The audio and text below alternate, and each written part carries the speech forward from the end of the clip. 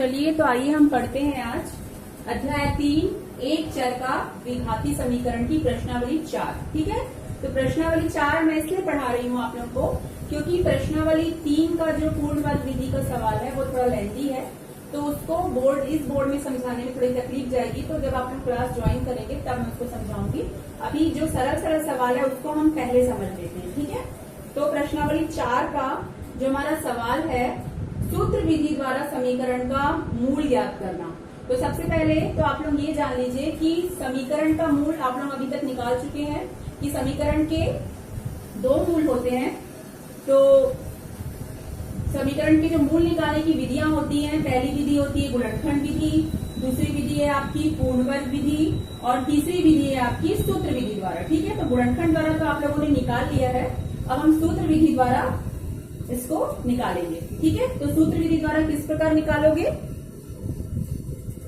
तो ये हमारी सूत्र विधि है। गुणनखंड जो हमारा मूल निकालने का जो सूत्र होता है वो होता है x बराबर minus B plus minus B square minus 4ac upon 2a। ये आपका सूत्र है। ठीक है, इसको हम श्रीधराचार्य सूत्र भी बोलते हैं। इस सूत्र को हम श्रीधराचार्य सूत्र के नाम से भी जानते हैं। ठीक है, श्रीधराचार्य सूत्र के नाम से भी जानते हैं। तो ये सूत्र है minus B plus minus B square minus 4ac upon 2a। ठीक है, जहां पर ये जो आपका b है, ये a है, ये c है, ये क्या है, तो जो तुम्हारे a b c है, जो भी तुम्हारे पास द्विघाती समीकरण होगा उसके एक्स स्क्वायर x और अचर पद के क्या होंगे, वो गुणांक होंगे। एक्स स्क्वायर x तथा जो अचर पद होता है उसके वो क्या होते हैं, गुणांक। मतलब एक्स स्क्वायर गुणांक कितना है, 5, मतलब आपका a का जो मान होगा वो 5 होगा। ठीक है, x का गुणांक जो है यहाँ पर b है, तो b की वैल्यू यहाँ से हम निकालेंगे 2। ठीक है, जो आपको दिया हुआ है, और c की वैल्यू यहाँ से निकल जाएगी 6। समझ में आया? तो जो यहाँ पर हम इस सूत्र में जो a b c के जो मान रखेंगे वो आपके एक्स स्क्वायर x और अचर पद के गुणांक होंगे। बस इसी को बस हमको सवाल लेना है, ये सूत्र लेना है, इस सूत्र में सबके मान रखने और सवाल को हल करते जाना। तो इस प्रकार हमको सूत्र विधि द्वारा समीकरण का मूल ज्ञात हो जाएगा। ठीक है, तो समीकरण का मूल ज्ञात करने के लिए हम अपना सवाल लेते हैं।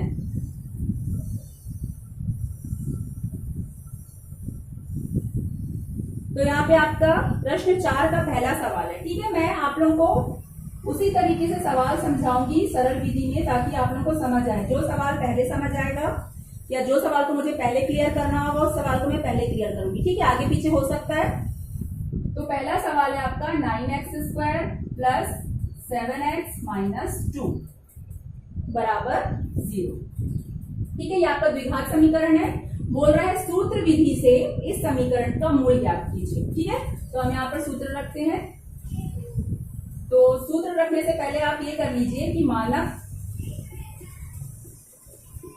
रूप ax square plus bx plus c बराबर 0 से तुलना करने पर। ठीक है, पहले हम अपने abc का मान निकाल लेते हैं, उसके बाद सूत्र रखेंगे। तो यहां से हमको a की वैल्यू देखिए 9 मिलेगी, b की वैल्यू जो है यहाँ से हमको 7 मिलेगी, और c की वैल्यू जो है यहाँ से हमको, देखिए यहाँ पर आप ध्यान देंगे, देखिए आपका जो मानक रूप है सब प्लस में, पर जो आपका समीकरण है यहाँ पर माइनस है। यदि आपका जो भी गुणांक है उसके आगे माइनस है, जैसे c अगर यहाँ प्लस है तब c का मान 2 आएगा, पर यहाँ पर माइनस आ गया इसलिए c का मान आप माइनस। चिन्हों को ध्यान देंगे, बार बार मैं इस चीज को बोलती हूँ, चिन्ह को हमेशा ध्यान दिया जाता है।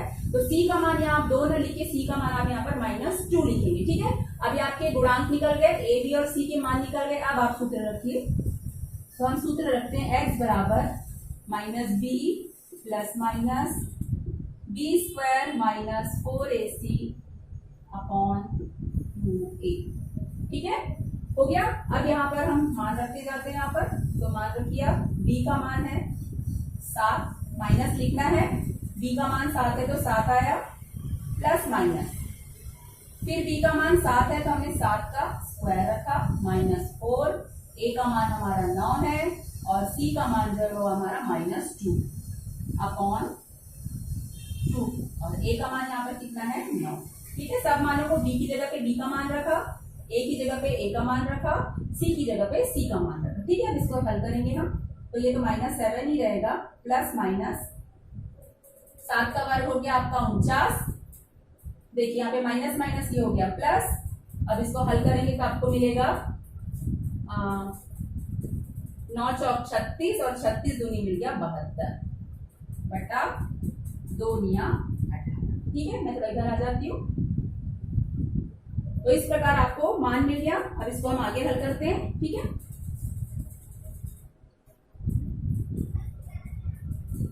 आगे हल करेंगे तो हमको फिर से मिलेगा यहाँ पे -7, यहाँ पर x लिख दीजिए, -7 प्लस माइनस 49 और 72 को जोड़ दीजिए तो 9 और 2 हो गया 11 और 7 और 4 11, ये हो गया 121 बटा 18।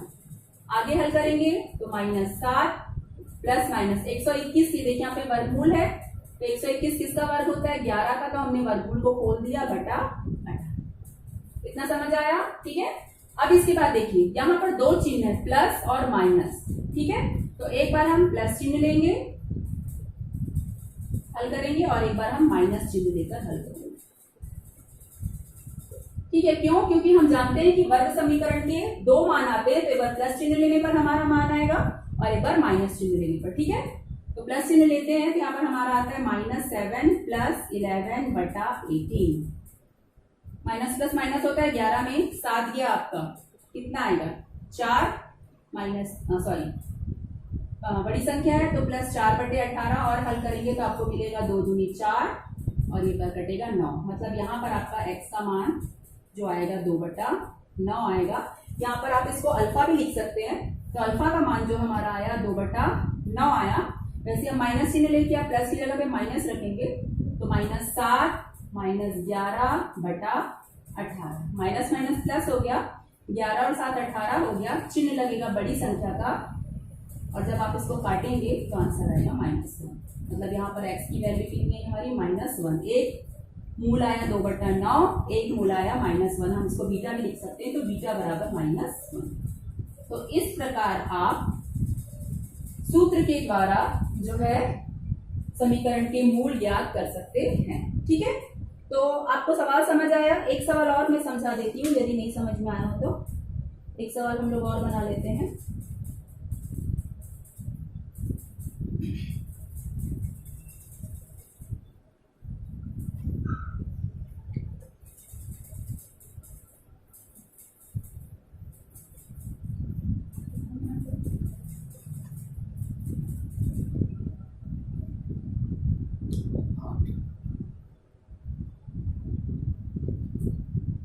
चलिए वर्गमूल वाला एक सवाल बता देती हूँ। हमारा 8वां सवाल है, 3x √3x स्क्वायर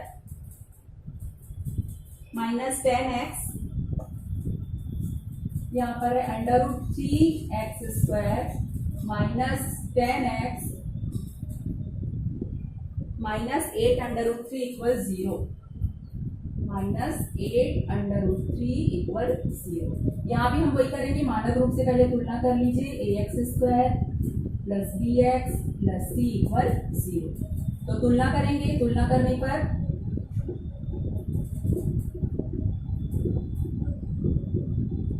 तो तुलना कीजिए, a की वैल्यू कितनी होगी वर्गमूल 3, b की वैल्यू कितनी होगी, कई बच्चे 10 लिखेंगे पर यहाँ 10 ना लिख के यहाँ पर माइनस लिखना है क्योंकि सामने में माइनस है। ठीक है, और c की वैल्यू आपकी हो जाएगी -8 वर्गमूल 3। समझ आया सभी को? जो भी आपके x² x और अचल पद के गुणांक होंगे वही आपके क्रमशः a b c के जो मान होते हैं वो होंगे। ठीक है, तो इस प्रकार आप लोग इसको लिखेंगे। आप सूत्र रखिए, सूत्र हमारा क्या है, -b x equal to -b plus minus b² -4ac/2a। ठीक है, मान रखते जाइए। देखिए यहाँ पर माइनस माइनस यहाँ पर आपका हो गया प्लस, तो ये हो गया आपका 10 प्लस माइनस 10 का वर्ग हो गया आपका 100 और ये हो गया माइनस माइनस आपका हो गया प्लस।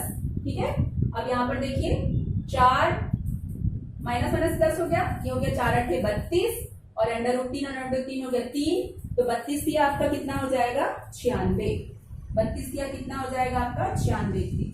ठीक है, 32 गुणे 3, 3 दूनी 6 और 3 दिया 9। ठीक है, हो गया आपका बटा 2√3 आपका ऐसे ही रहेगा। ठीक, अब आगे हम हल करते हैं। तो आगे हम हल करते हैं तो हमारा होगा 10 प्लस माइनस, यहाँ पर आप आ गया 196 बटा 2√3।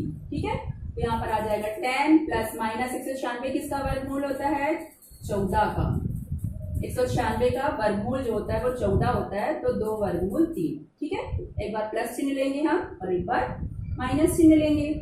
तो प्लस चिन्ह लेंगे तो 10 प्लस 14/2√3, यहाँ पर मैं डाल लेती हूँ 10 प्लस 14/2√3 आएगा। तो यहाँ पर हल करेंगे तो हमको मिलेगा यहाँ पे 14/2√3। अब यहाँ से जब हम इसको हल करेंगे तो हमको मिलेगा 2 सत्ते 14। अरे गड़बड़ हो रहा है आज।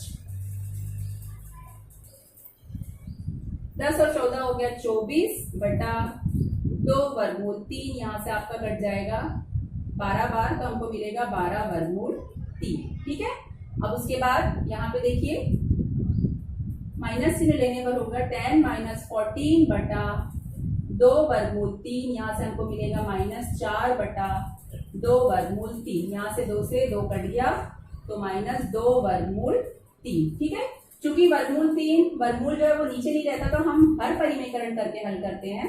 आप लोग 9वीं में पढ़े होंगे।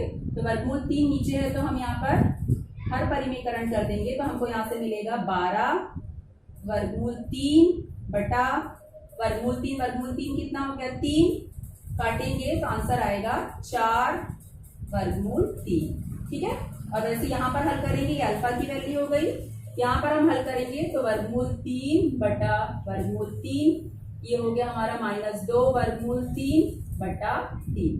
तो ये हमारी हो गई बीटा की वैल्यू। तो इस प्रकार आप लोग समीकरण से सूत्र के द्वारा जो है आप लोग समीकरण को क्या करेंगे हल करेंगे। तो इस प्रकार ये जो है आपका सूत्र विधि, श्रीधराचार्य सूत्र, इस विधि से आप अपने सवालों को हल करेंगे। ठीक है, तो प्रश्नावली 4 के जो आपका चौथा सवाल है, प्रश्न 4 के चौथे सवाल में आपके 10 क्वेश्चंस हैं। ठीक है, प्रश्नावली 4 के चौथे सवाल में आपके 10 क्वेश्चंस हैं। तो 10 क्वेश्चंस को आपको इसी विधि से हल करना है। ठीक है, और हल करके आपको व्हाट्सएप पर भेजना है। ठीक है, चलिए तो आज यहीं पे खत्म करते हैं।